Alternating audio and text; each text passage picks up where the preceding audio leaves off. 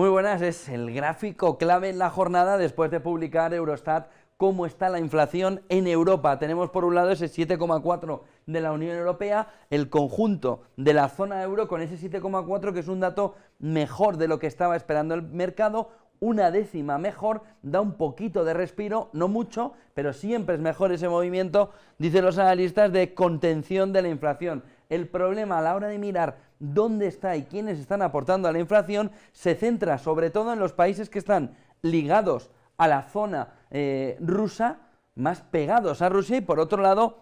España, que se coloca con el 9,8% como uno de los países que más inflación están aportando al conjunto de la Unión Europea, al conjunto de Europa. Hay una clave fundamental destacada para entender lo que está sucediendo y es por qué todos los países que tienen una relación mayor con Rusia están teniendo una inflación disparada, pero países como España están consiguiendo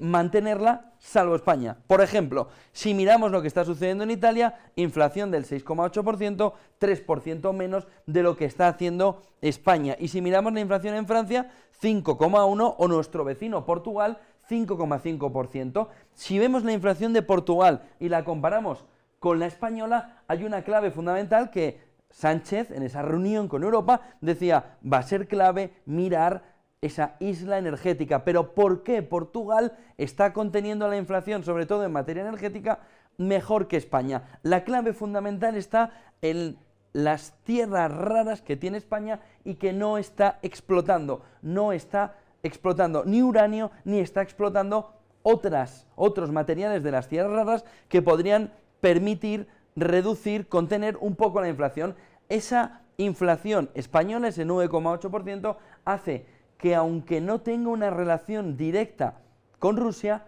los aumentos del precio del petróleo en Rusia sí están comportando un aumento de la inflación en España, porque tiene que comprar el petróleo o el gas fuera del territorio nacional. La regasificación de todas nuestras plantas ahora mismo está al 35%. ¿Podría España ser un exportador al conjunto de Europa, como está buscando, por ejemplo, Italia? Inflación 6,8%, recibiendo el gas, al igual que España, de Argelia, pero Italia con toda su infraestructura para recibir más de 3 veces el gas que recibe España. ¿Cuál es la otra clave fundamental que el gobierno está presionando a las energéticas? La transformación del gas en electricidad, o el uso del gas para producir la electricidad, que al tener un aumento de los precios del gas está provocando que la electricidad también suba en el precio. Eso está provocando todo ese mix energético que España se esté comportando como uno de los peores países en Europa, pese a no tener un hilo directo de tracción del petróleo de Rusia, pero al tener que ir a los mercados internacionales, el aumento de los precios energéticos también está impactando a España. Sin duda es uno de los protagonistas negativos de este dato de Eurostat, en el que si vemos países como Eslovaquia o como Rumanía, con una dependencia mucho más fuerte del petróleo y del gas ruso, con una inflación menor, nos da un poco la idea de por qué el problema inflacionario en España es estructural y no puntual, y que España tendría que hacer modificaciones estructurales muy importantes en el mix energético para, por un lado, ser exportador del gas gracias a la regasificación de sus 7 plantas ahora mismo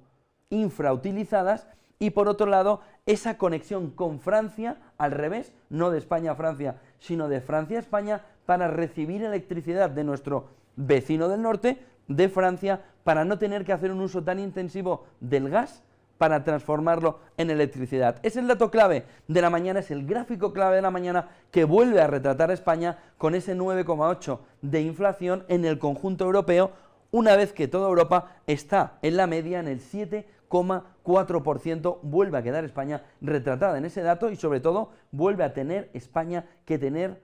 delante el foco puesto en unas reformas estructurales que permitan cambiar ese dato.